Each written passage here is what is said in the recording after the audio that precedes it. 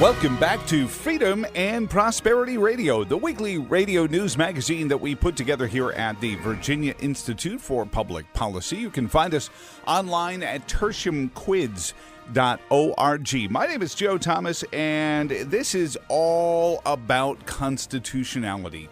This is all about justice, right, wrong, and what is endowed by our creators. And we kick it off with one of our favorite folks, Ilya Shapiro, director of the Levy for Constitutional Studies organization at the Cato Institute, cato.org. Ilya, good to have you back on the program. How are you doing, sir? I'm doing all right. Well, I wanted to jump in on something that I don't know if it's got as much traction as some parts of our daily lives, but it was mentioned several times on some of the talk shows, and especially some of the presidential candidates that seem to be trying to jump further to the left each time the next one jumps to the left, that maybe they would expand the Supreme Court so that every president, I think the proposal I heard was that every president would get 3 Supreme Court nominees, and we'd get rid of some, and then somebody said, well, just add to it. Just let every president add to it as long as they like. Talk about why? Yeah, we'll end up with 135 people on the court. Sure, why not? Sounds fun. It's democracy, isn't it? I actually just finished in the wee hours of this morning writing an article, a feature that should be in the Washington Examiner magazine when it comes out, I think, over the weekend or Monday. So you'll be able to read my longer thoughts. That'll be online as well. Court packing really hasn't been tried, hasn't been seriously proposed since FDR in the late 30s. After the Supreme Court had been striking down the early parts of the New Deal, FDR proposed adding 1 justice for every justice who was over 70 and a half years old, up to a maximum of 15.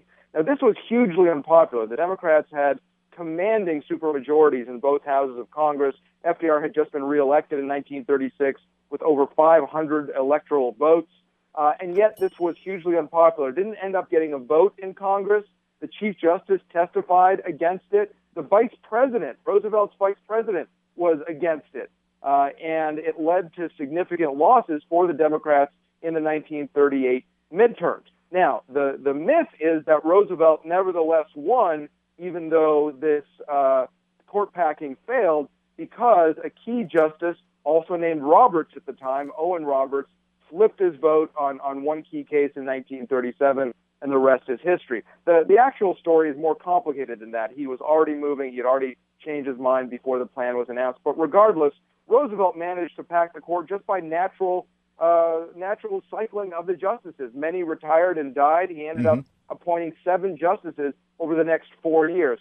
And I think the same sort of thing would happen now. I mean, this is clearly a partisan argument. The Democrats now are frustrated about the direction that the court has gone.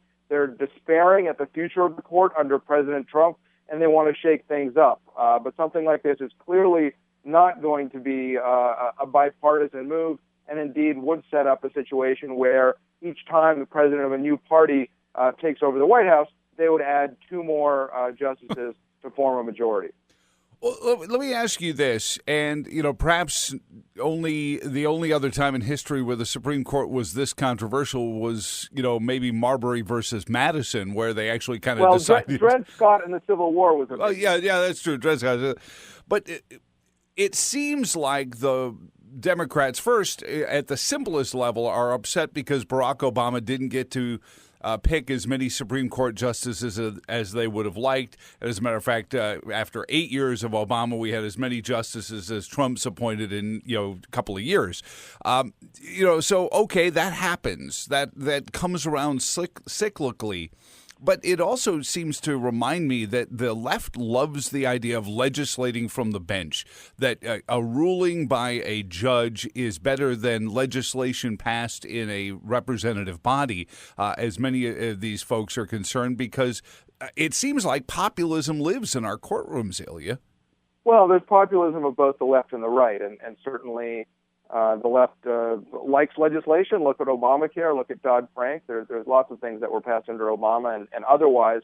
The broader point, though, is that you're right. The Merrick Garland blockade, which is not unprecedented, by the way. We've had lots of nominees in our history not acted upon or rejected or what have you. And this was a unique situation where the vacancy arose during the presidential election year. The Senate was controlled by the opposite party. There's, it was a hardball politics, and Mitch McConnell ended up winning that. And so, sure, there's frustration over that. There's frustration over the Kavanaugh nomination, which, after all, he was picked to be a safe kind of conservative, conventional sort of guy, double Ivy League swamp creature from inside the Beltway, and yet we saw what happened there.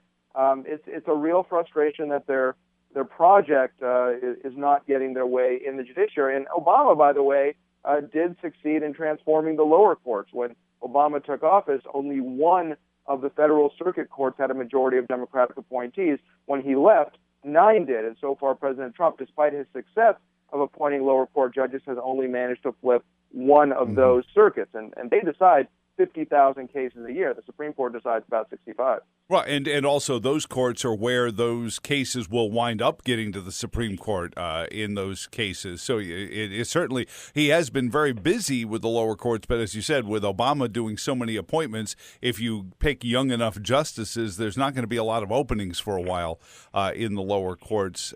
So, you really have to be steeled for that.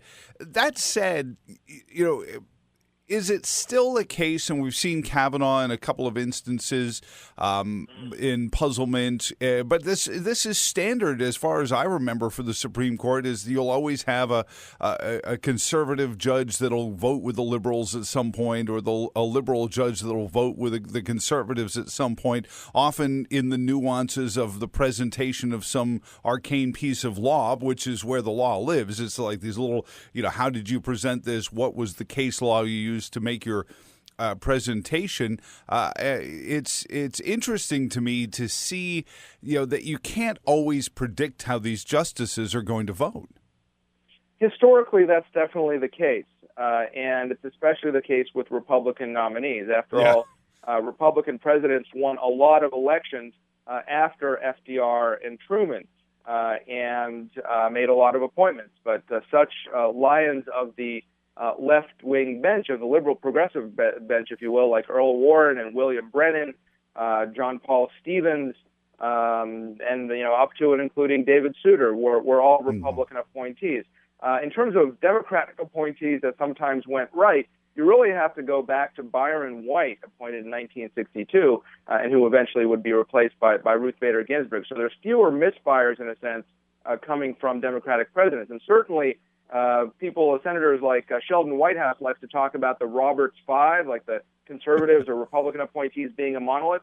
The 4 Democratic appointees on the court now, Breyer, Ginsburg, Sotomayor, and Kagan, vote much more together as a bloc than the Republican appointees. So it's high stakes politics. It's high stakes judging, simply because we have this culmination of these trends where there's a divergence in constitutional and statutory interpretation that maps onto partisan preferences, and the parties themselves are more ideologically sorted than they've been since, probably since the Civil War or so. And so it's a zero-stakes game, and you can't get away from that. These confirmation processes are going to be fraught.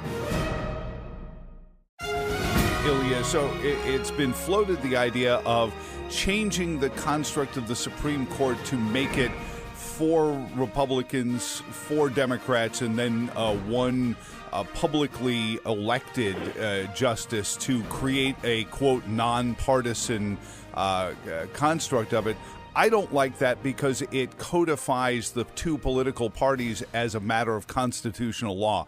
There were no Republicans or Democrats in 1789, so I don't want the Republican and Democratic Party written into anything that can be conceived as constitutional. But have you heard anything like this? Like, you should have 4 liberal seats and 4 conservative seats and then 1 wild card seat or something like that. And I don't know if that makes any sense. Does it? That exact one I have not heard. That's a new one for me, even though I've been studying this for a while. The reason that you said about codifying the existing parties is a good one for opposing this.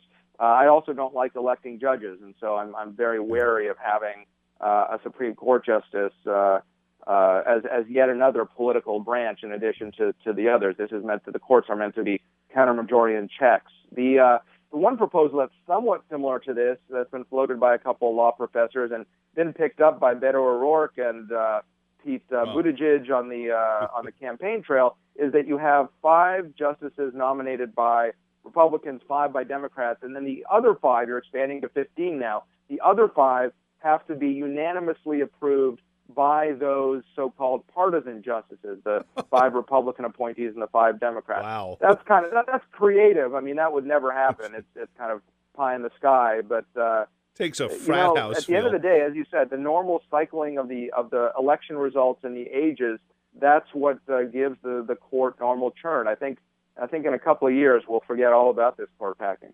Ilya Shapiro, a constitutional studies expert from the Cato Institute, is on Freedom and Prosperity Radio with us. And, just to finish up on the Supreme Court, on a grander kind of esoteric level, I brought this up in the wake of the Mueller hearings, that this checks and balances idea that a lot of especially the political class in Washington like to flounce around, really, as I read the Federalist Papers, really was more about checking and balancing the passions of the electorate to hopefully inoculate this country from some of the collapses of other classic democracies where, the passions of the people to vote for self-interest overwhelm their common sense towards the greater good of infrastructure and things like that. Is that a fair point, that checks and balances isn't about the Supreme Court checking the executive branch and the Congress checking the executive? It's more about checking us than it is checking them in abstract. Well, it's checking everybody, really. And as a hockey fan, that sounds kind of painful. But regardless, I saw some tweets. I'll get back to this in just one moment. I saw some tweets about how Trump met with some Russians in the White House yesterday because the Stanley Cup champion Washington Capitals, including Putin ally Alex Ovechkin, were there to celebrate their championship. There's our Russian collusion. I replied that, and so Ovechkin is the lead colluder here. He needs another MVP trophy for that. What if he can get a stat your question, no, I mean, all the branches are supposed to check each other. The Supreme Court's supposed to check both the executive and the Congress. That's a check on the people's elected representatives. Mm-hmm. And also the reason why we separate the power that way horizontally as well as vertically between the federal and the state governments is to protect, as you said, against mob rule, because it's not simply our government is not a pure democracy. It's not just empowering whatever we have a majority to do. It's maintaining, at the end of the day, our individual liberties and our freedom. That's what the purpose of the government. And so I think the Supreme Court has been derelict in the last, 8 decades or so in not pushing back enough on both legislation and regulation. And that's one of the reasons why it plays such a large role. It's because it's allowed the other branches to grow that much and punt eventual policy conflicts to the courts. You mentioned mob rule, and that leads me to something that's been keeping me up since Elizabeth Warren started talking about it, and some of the other candidates have started to pick up on it as well, the abolishment of the Electoral College. But it's not just the abolishment of the Electoral College. It's in the construct of this Russian collusion investigation in which, the outcome be damned whether the president conspired or colluded or whatever the word of the month is. At the end of it, for 2 years, we've been told the American citizens, the average American, can't be trusted to make up their own mind about their vote for president because look at how easily the Russians could fool them with some phony baloney Twitter accounts, whether the president helped set them up or not. So in conjunction with the idea of eliminating the Electoral College, I feel like we've been talked into a corner where we're supposed to turn over governing of the country truly to New York and Los Angeles, the population centers where I'm sure the case can be made that that's where, like Frank Sinatra saying you can make it there, you can make it anywhere. These are where the elites live. This is Athens. This is Rome. So, you should just let the voting up to them. Let them decide who the presidents are. And you guys in Iowa and Charlottesville, Virginia, just sit down. Am I am I getting overly paranoid about these two things added together into a very bad scenario? No, there have been a lot of weird institutional quote-unquote reforms that have been proposed like that. And I would liken it perhaps Athens or some other historical analogy, but really it's the capital of the Hunger Games, where the hinterland doesn't get any import. The framers set up a system where presidential candidates would have to appeal to different regions of the country. They couldn't just run up the vote in a couple of places, and I think that's important, not to protect different ideologies necessarily, or rural versus urban, but to make sure that we have actual national leaders that are respected all over the place. One of my favorite parts of the Declaration of Independence, and it's often left out by the progressives, they talk about, we hold these truths to be self-evident. All men are created equal, endowed by their Creator with certain unalienable rights. But after that, it goes into the more important codicil of that to ensure these rights. Governments are instituted amongst men, deriving their just powers from the governed. That sentence, if you leave that sentence out, of course, then it's about open borders and everything else, Ilya. But that sentence seems to me to demand that the governed be, connected to the civics of the government. Well, but what about the concept of lowering the voting age? That's become very popular amongst, I think, Beto, and I think Kristen Gillibrand mentioned it. I'm not sure. There's so many of them out there running further and further from the left to each other. What about this idea of a 16 or a 15-year-old voting age? Yeah, I don't think that's that's a very good idea. I don't think it's very responsible. But, my guess is if that were to happen, the votes of kids would very much reflect the votes of their parents. I don't think it would really change all that much. If you survey the attitudes of current 16-year-olds, I don't think they're that different. It just depends where they live. In very blue areas, they're going to be very blue, and very red areas, they're going to be very red.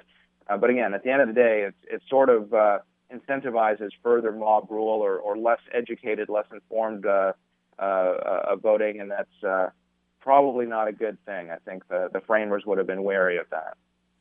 I was chastened by somebody. I was bringing up voter turnout as an issue, and then I said, one simple way to fix a lot of the problems that we have with, vote manipulation and pandering politicians is to get more people out to vote, because it's harder to pander to 60% of the electorate than it is to pander to 20% of the electorate. And if a politician has to answer to higher percentages of his voters, it's harder for them to kind of play fast and loose with reality.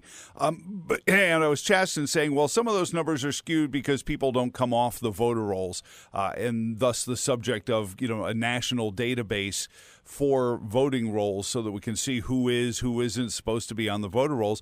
Doesn't that open a Pandora's box to, eliminating things like the Electoral College if we start nationalizing our presidential elections? Well, by definition, that's what it means. Yeah. Look, the ultimate solution here is to craft a policy message and come up with candidates that can appeal to the broader electorate across the country. Mm-hmm. This is again, this is part of the checks and balances that we have in our small R Republican form of government. And at the end of the day, if you start eliminating some of these procedural barriers or technical structures, then you're gonna end up with the sort of mob rule that forced Socrates to drink hemlock and all the rest of it. And by the way, this is a danger on wherever you are ideologically. There is certainly right-wing populism as well as left-wing populism, and we need to guard against that. I think at the end of the day, the message is, as where I grew up, which was interestingly not all that far from where the president grew up, was, I'll leave you alone, you leave me alone, and we'll be good. And I think we've lost that in a lot of ways, Ilya, in our town square, is the idea that, I should be able to tell you what to do, and you better not try to tell me what to do is really at an essence of what tearing us apart in this country. And I'd actually be more comfortable if you could make those kinds of decisions in the town square rather than in Washington. The real problem is that why we have this toxicity in national political discourse is because Washington has taken so much power for itself, and that's whether it's Congress or the courts or the executive branch agencies. For a large, diverse, pluralistic country like ours, to have one-size-fits-all mandates and solutions in so many policy areas, you can't reconcile those. I mean, it's understandable that you have very left-wing representatives, very right-wing representatives, libertarians, socialists, people in the middle, people who prioritize environmental policy, people who prioritize tax policy.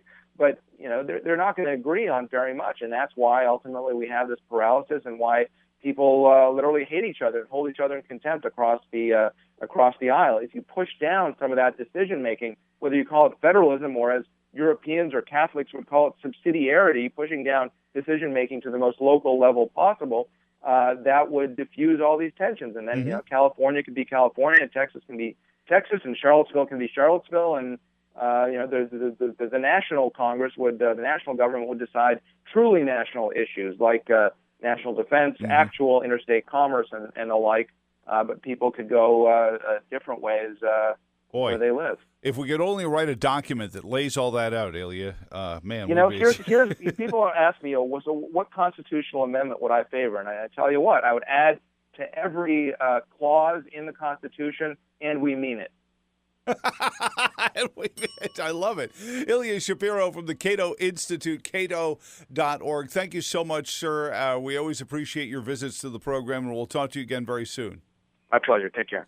Coming up next here on Freedom and Prosperity Radio, we're going to get into free speech on university campuses and the Trump executive order regarding research funding if you restrict free speech on campuses with Spencer Brown, Young Americans Foundation, next on Freedom and Prosperity Radio.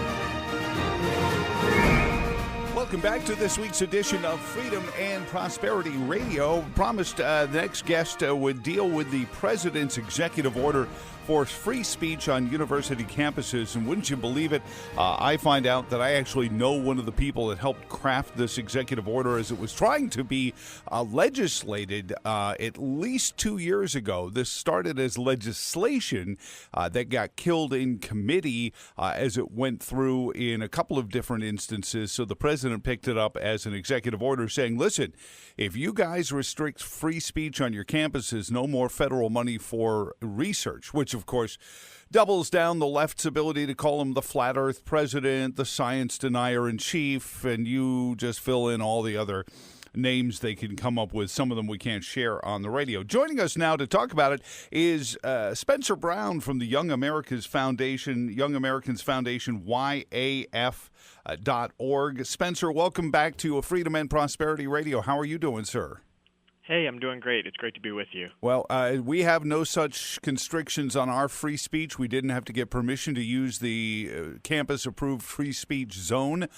We won't be offending anyone's sensibilities, at least as far as I can tell. And if they are offended, they can grab their knob and turn. Of course, if they're offended by anything this program is, they're probably offended by the word knob as well. So let's get into, first and foremost, how prevalent is the issue of these draconian free speech zones, which sound so nice and fuzzy like a Disney movie, but are really just a way for the student government to restrict people's access to speech? Yeah, I think if nothing else, this executive order signing by the president has really shone a light on this situation that I think is largely uncovered, by the general mainstream media. But I work with students every day here at Young America's Foundation, and it is a very rare day that I don't either get an email or a phone call from a student somewhere on a campus in the country where either they've been told they can't do an activism project, they're told they can't invite a speaker to come and share conservative ideas, and sometimes, these student groups can't even get official recognition just because they're conservative. And so obviously that's something that we at YAF push back against, every day to make sure that students have those same rights that are afforded to their leftist counterparts. But it's something that I think we've definitely seen escalate in the last few years. And so we've just, had to sort of escalate our defense of the First Amendment right along with them. I've always fancifully imagined one of these college kids going home and visiting with grandma, who's, of course, a baby boomer, and maybe they were part of the free speech movement at Berkeley or did a sit-in at some campus somewhere, and is saying, oh, yeah, grandma, I'm in charge of the free speech zone, and they have to get permission from us. And I can't imagine these baby boomer grandmas and grandpas being proud of these kids for doing this, but it seems like they're all for it. Is it just because it's left-wing now instead of right-wing censorship?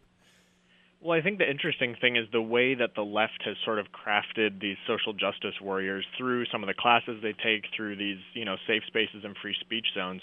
But these leftist students really wear, their oppression and intolerance toward conservatives as a badge of honor. They're not ashamed of the fact that they're shutting down conservatives. They're not sorry that they're preventing their peers or their fellow students from having the same rights that they do.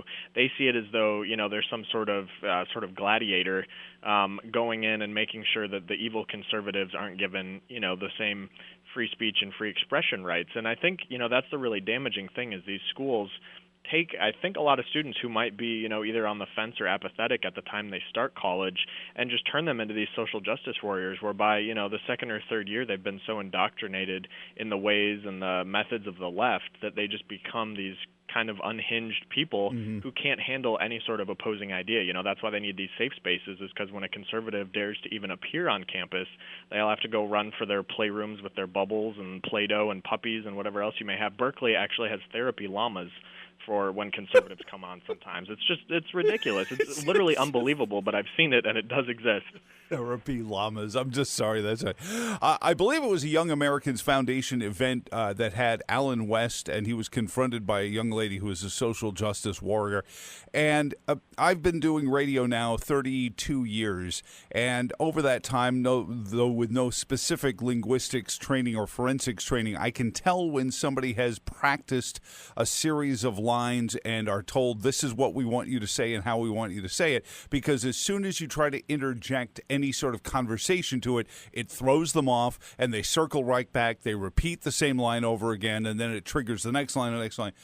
And it's by rote. It's a recitation. It's not a conversation. And this young lady was clearly, had practiced up the hashtag lines that she wanted to spew at Alan West. He was trying to ask her questions. And is that what we're getting now? Is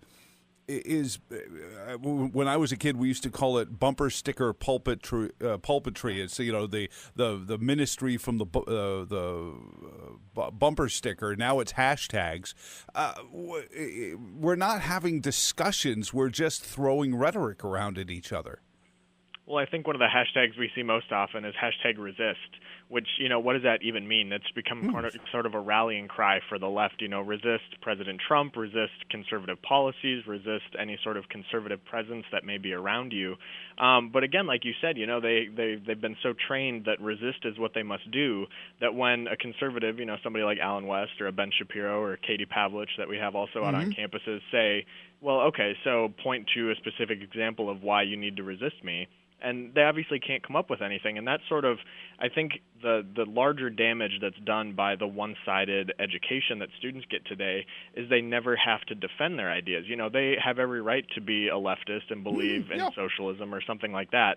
But the problem is they can't even defend the ideas that they think they believe in because they're never asked, okay, what's the argument for this? Because, first of all, there is no argument for socialism, really. If you actually apply it, you can see immediately it's going to fail. Right. But these students are just intellectually weak because they're never challenged. And so I think, for all the bad stuff that comes out of leftist higher education, conservatives who go through that process come out of college being so strong and so able to defend their ideas and to expound on, what it means to be a conservative, because every single day that they're on that campus, they have to defend what they believe, explain why they have a right even to speak.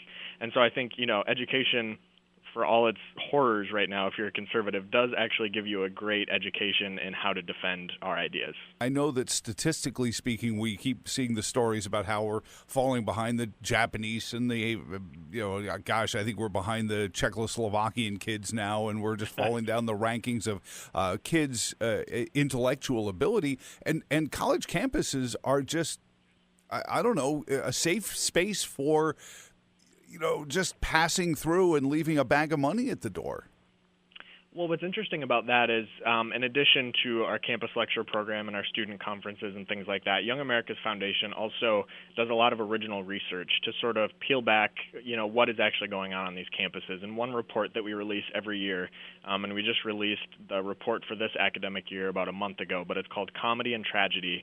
And basically I go through and I compile a report of the courses that are offered at the supposedly top most prestigious schools in the country, so everything from the Ivy Leagues to the Big Ten, the top liberal arts schools. And I see, okay, what are students actually learning? They get into one of these schools, they're excited to be at a top learning institution.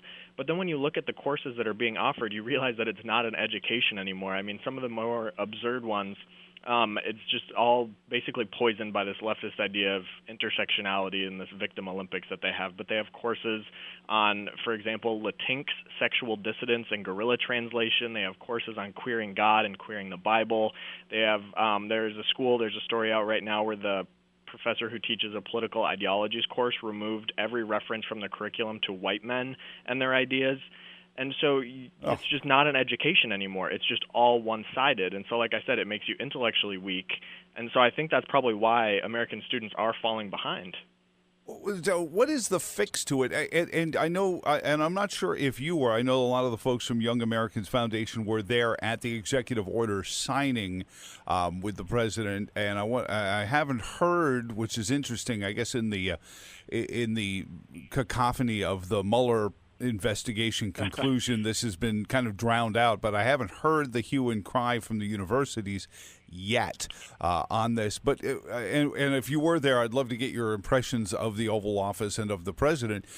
But I am sure, because I've watched it happen to other Republican presidents, that any Republican president would be getting, for the most part, the same treatment. It's just that Donald Trump, being bigger than life in the first place, has dragged the leftists into a bigger, more audacious birdcage style role where you can really see them in their full feather. And maybe that's going to be his great legacy, is that because he was such a bigger-than-life character, he made the leftists behave in such an ostentatious way that we were all able to see how ridiculous some of their policies really were. What do you think about that premise, Spencer? Well, yeah, I mean, nobody goes, more strongly for their ideas than President Trump, I think, at this point.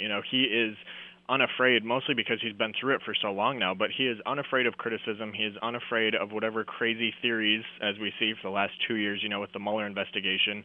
He is just completely unfazed. And I think part of that is because he comes not from the political world where everything is, you focus group your messaging, you check polling on what you're going to do. He comes from the entertainment industry where you want ratings, you want attention, you want to have, your day being prominent. And so what he's been able to do, I think, is just sort of boldly go after these ideas and not be worried about what somebody's going to say about him using this phrase or this word.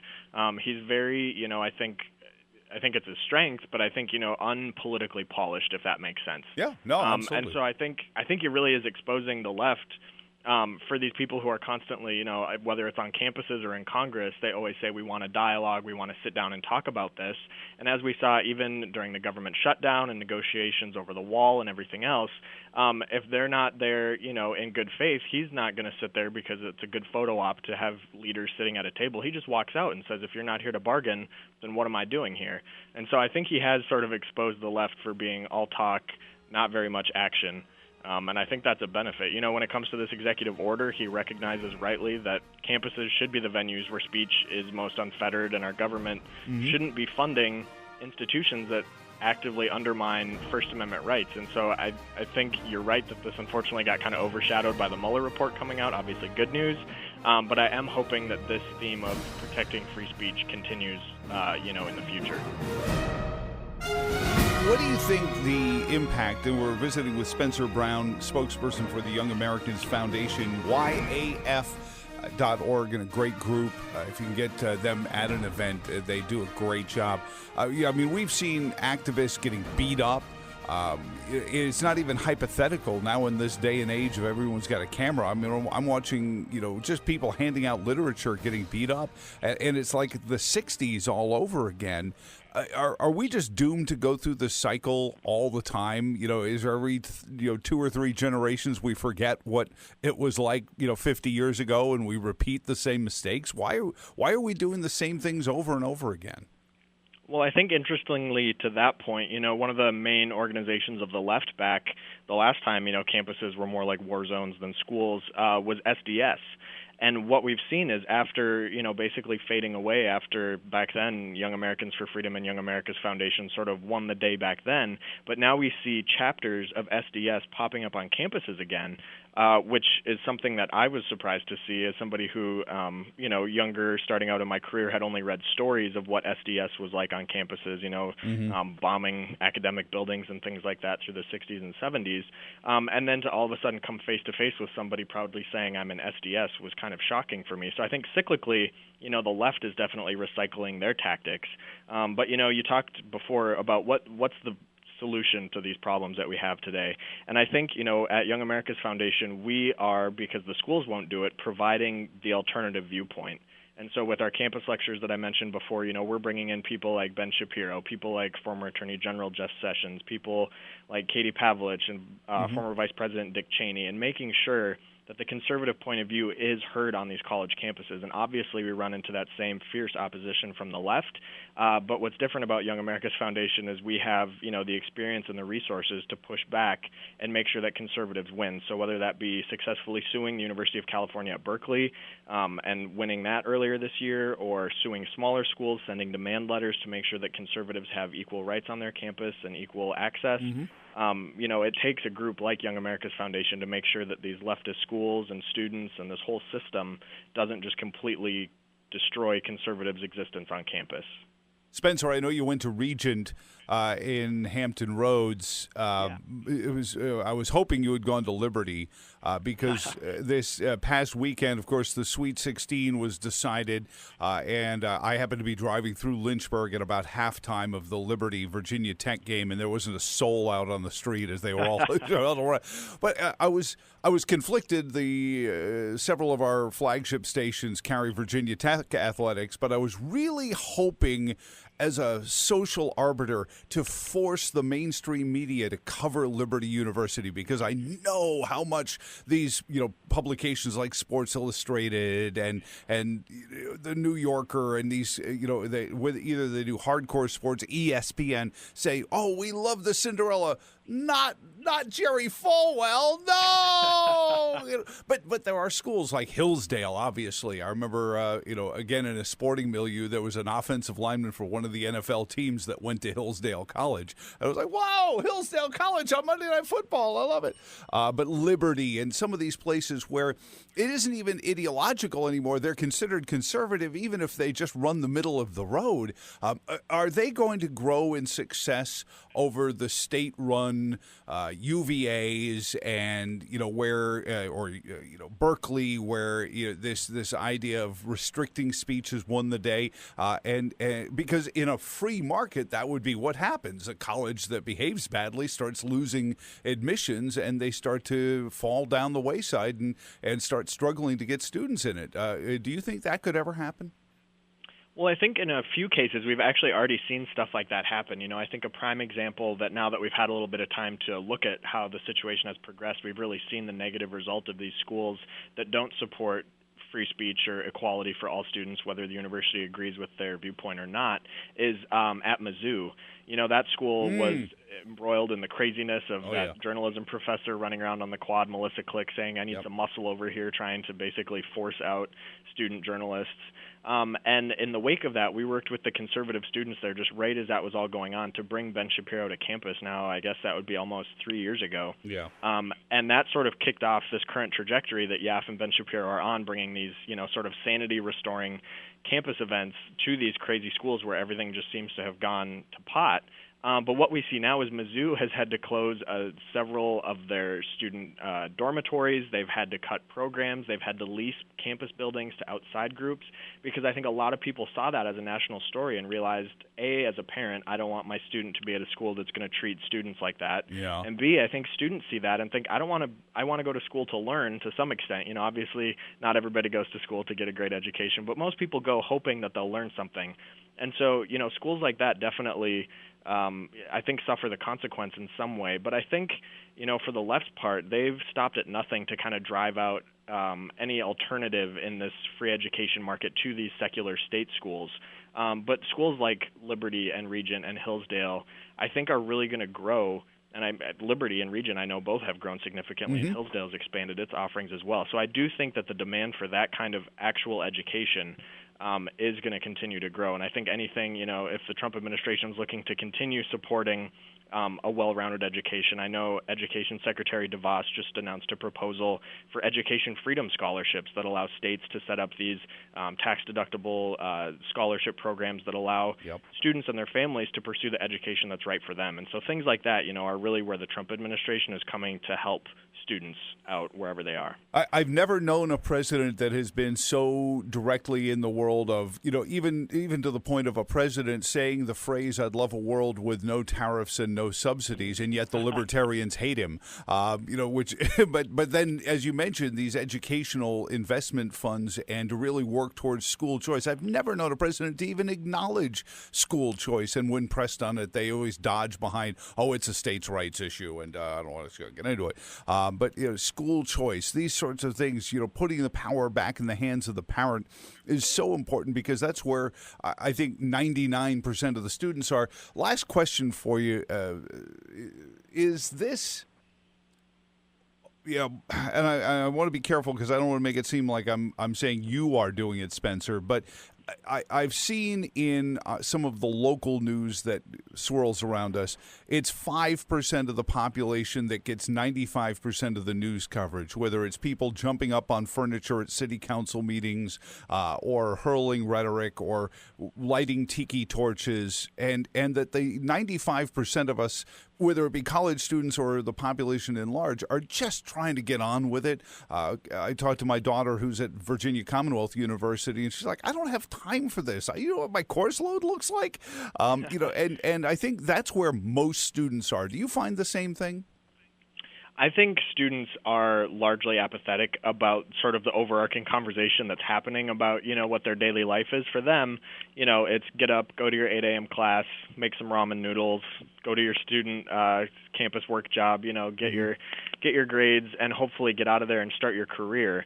But I do think, students are apathetic until something happens on their campus, So whether it was the stuff that happened at Mizzou, the stuff that happened at Berkeley, all of a sudden when students find that, things aren't necessarily as happy-go-lucky in their individual campus bubble, that's when I think they really start to take note. And like I mentioned before, the campus situation is kind of undercovered, I think, largely within the media. But when something does happen, you find that students do get fired up. And at Mizzou, just to go back to that example, we had no idea how many conservatives were there until we brought Ben Shapiro to campus, and we had a completely packed standing room only venue that we, thought we picked one that would fit just about everybody and had to have 2 overflow rooms. And so I do think, when the news catches their attention, students suddenly are very enthusiastic to sort of join the freedom side of the conversation because that's what they want. They want to be able to go about their lives and not have to worry about microaggressions or accidentally misgendering somebody or using the wrong pronouns or any of the left's crazy things that they try to push on education. Well, I love the way you rattle that off. See, I would have actually had to have thought of some of the more bizarre ones of those misgendering. Spencer, and I hope that I know that Liberty and I think Regent does as well offer some online degree programs. I know that has helped a lot of these universities expand beyond just the reach of their campuses. But I think the campus experience is important. Do you think the online learning, though, is a way where a student can say, listen, I just want to get a biochemistry degree and not deal with the politics? Is that an answer for some students that are concerned about some of the political sides of campus life? I think it is somewhat. I also think maybe the bigger appeal to that is the cost savings of not paying, all the fees that it takes to be a student actually on campus and in student housing. But I think in addition to those online programs, I think, something else that I think is a great point for the Trump administration to focus on is looking at what is currently considered non-traditional education, but going to, trade and technical schools, getting educated in skills that will actually get you a job rather than getting, a 4-year women's studies degree or English history, poetry of the late century, sort of degree. I think there's a lot of students who, again, look at the situation that is unfolding at these supposedly prestigious schools and think, why would I do that, come out the other side, tens of thousands of dollars in debt and still not be able to get a job? 40% of recent graduates actually who recently graduated from one of those 4-year degrees is considered underemployed. Yeah. So I think students are going to look more towards those trade schools, those technical schools, getting a job, getting an education rather with actual skills that they can apply the day they graduate. And again, that's something that the plan that the Secretary of Education announced would focus on. Again, just giving students the options and the information they need to make a good decision on what education is best for them and for their own, unique American dream. YAF.org. Spencer, thank you so much for joining us this week on Freedom and Prosperity Radio. Absolutely. Thank you for having me. And thank you for listening across the Commonwealth of Virginia. Again, our website is tertiumquids.org. Until next week, for all of us here at the Virginia Institute for Public Policy, my name is Joe Thomas. So long, and thanks for all the fish. And go out and see unplanned.